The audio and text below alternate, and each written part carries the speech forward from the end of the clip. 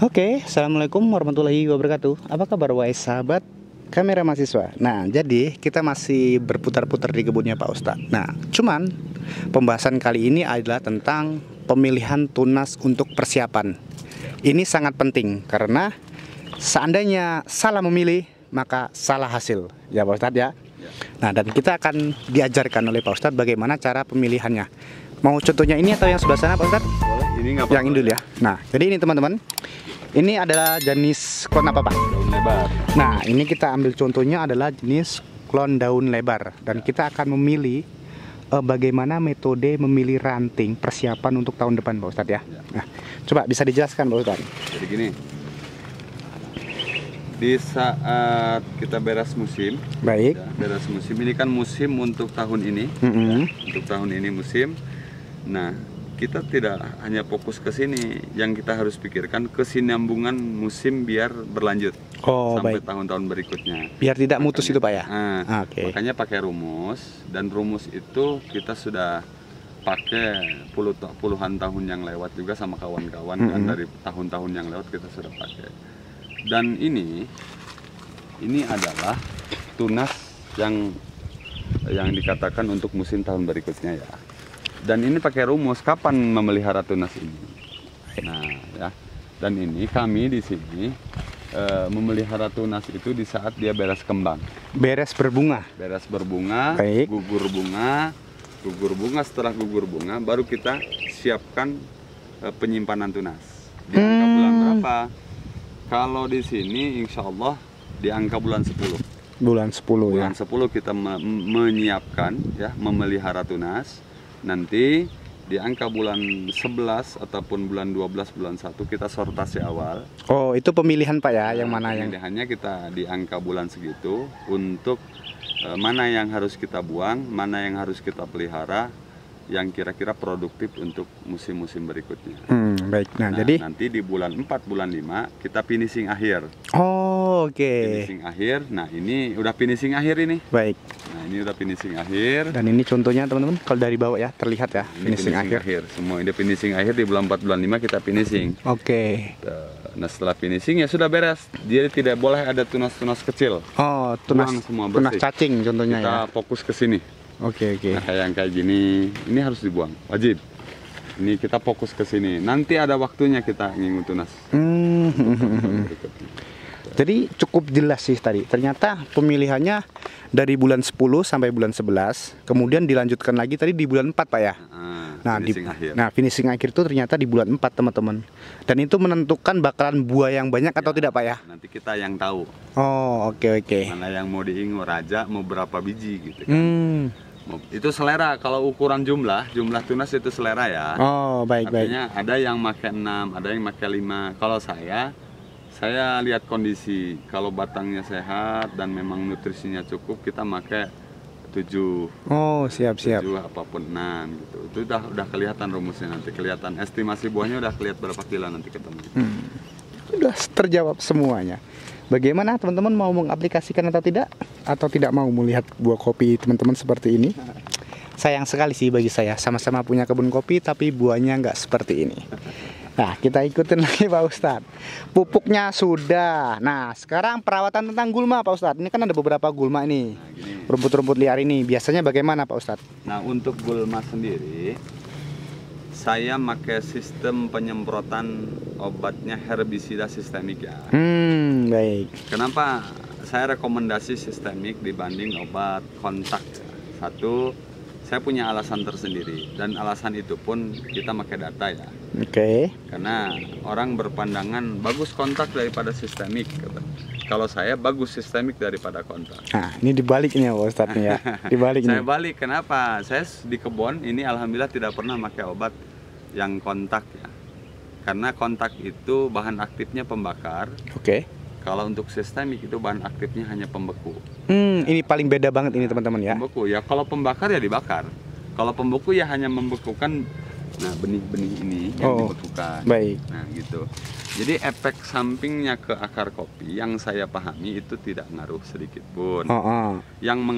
Yang mempengaruhi ke akar kopi itu bukan sistemiknya, bukan pembekunya, tetapi ada bahan serbuk yang biasanya dicampurkan di sistemik oleh para petani. Oke. Kalau kita sebutkan mereknya mungkin ada Ali, ada Metsul, ada banyak lah itu. Yang kalau beli pupuk obat sistemik ada yang satu bungkus kecil Buat tambahannya. buat tambahan, katanya untuk perekat. Itu bukan perekat tetapi pembunuh itu. Pembunuh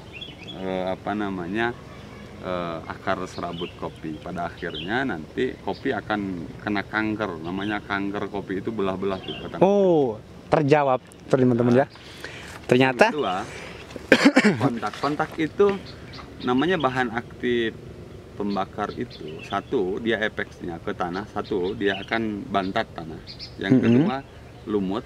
Ya sama, dia akan kalau terkena kopi, terkena kayak gini, dia akan belah juga karena terbakar oleh bahan ya. aktif yang dinamakan obat kontak. Nah, itu tadi. Kalau saya pribadi. Nah, untuk pengoretan, pembersihan secara koret ya, di koret, saya tidak menggunakan media mesin ya. Nah, jadi nggak pakai mesin rumput ya teman-teman ya? Saya nggak pakai media mesin. Kenapa? Saya punya dasar dan alasan tersendiri. Silahkan monggo, kalau petani yang lain memang pakai mesin silahkan. Itu memang haknya ya. Kalau saya pribadi menggunakan alat manual koret ya, alat manual koret. Kenapa? Ya satu, mungkin punya alasan pakai mesin itu terkena polusi udara tidak sehat di kopi juga akan kurang bagus. Sedangkan dari rumus awal kopi itu harus ada 3 unsur, udara, air, dan matahari. Udara juga kudu sehat. Kalau kita terkena polusi dari asapnya mesin, bensin campur oli samping, itu kan ke kopi dia kurang bagus juga. Terus akar serabut pun terhempaskan terus di saat ingin berkembang, itu akar serabut dihempaskan oleh peso yang ada di mesin. Jadi sudah tuntas itu sebenarnya 3 metode yang disebutkan oleh Pak Ustadz, semuanya sudah diaplikasikan di kebun ini. Dan kalau kalian lihat teman-teman, ini tanah nih, saya juga heran nih, tanahnya bisa hitung tuh. Langsung ketemu cacing nih ya. Ini teman-teman, langsung saya ketemu cacing. Ini menandakan bahwa memang tanah ini gembur. Itu namanya cacing untuk pengurai manual. Ya. Ini adalah contoh bener ya. Jadi mungkin kalau selama ini para petani salah mengaplikasikan 3 metode tadi ya, untuk masalah pemupukan, terus pemilihan tunas, kemudian juga untuk masalah gulma, udah otomatis teman-teman juga akan mendapatkan hasil yang kurang maksimal ya. Pengoretan secara manual juga pun kita tidak asal pakai waktu ya. Kapan itu waktunya? Saya pribadi itu di saat buah besar. Saat buah besar begini, di saat mau ngangkat tua kita bersihkan di koret.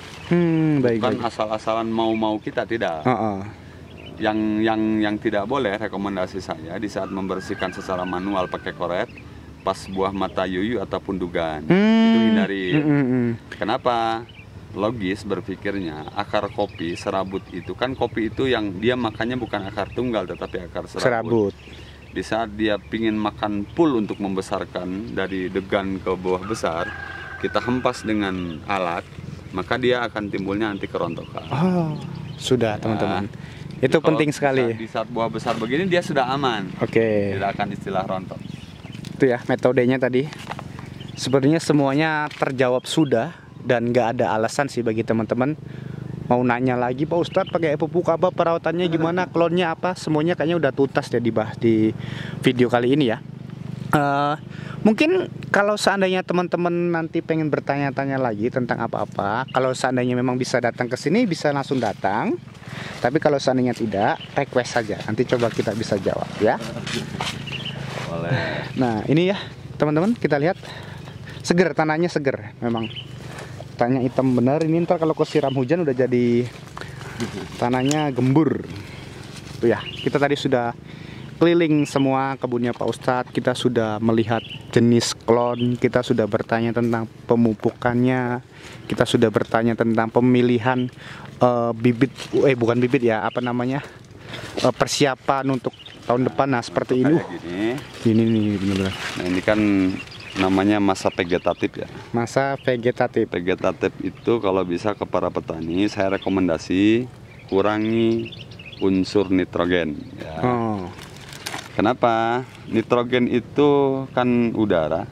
Udara tetapi dikemas oleh perusahaan menjadi kimia namanya Korea, dan yang membungkus udara itu adalah bahan aktifnya namanya amoniak ya. Oke. Bahan peledak. Kalau dia berlebihan, ini akan rontok nanti. Oh, itu penyebab dari bunga Ya, rontok, Pak. ya, Oh. begitulah ya. Ya.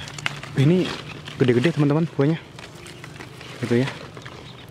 Nah, jadi benar-benar sebenarnya simpel ya Pak Ustadz. Simple. Simpel sebenarnya, kalau seandainya sudah tahu aturannya, semuanya juga kopinya akan baik-baik saja. Baik-baik saja. Tapi kalau nggak tahu aturannya, nggak tahu pedomannya, nggak tahu ilmunya, jangan coba-coba. Sesat nanti. Nah, itu sesat nantinya ya. Sesat nanti. Tuh. Buah semua. Ini kayaknya memang tanahnya bagus, buah kopinya juga lebat, terus juga dekat dengan rumah. Itu coba lihat tuh, yang itu tadi saya nggak bisa move on dari satu batang itu teman-teman tuh yang di sana. Nggak bisa move on tuh 3 batang. Ternyata ini membuat saya lebih jatuh cinta. Bagio. Ya, Bagio. Halo, apa kabar Bagio? Masih masih ragu tentang Bagio? Ini sudah terbukti semua ya. Bagio dengan perawatan yang benar, ya hasilnya luar biasa sekali teman-teman. Kita lihat ini. Full. Ya, nggak ada kurangnya. Dan itu tadi. Oke, semuanya sudah terkupas habis ya. Mungkin setelah ini saya akan membuat video cuman untuk pamer saja ke teman-teman. Tak pamer, cuman tujuannya adalah biar teman-teman mau mengaplikasikan apa yang sudah diaplikasikan oleh Pak Ustadz.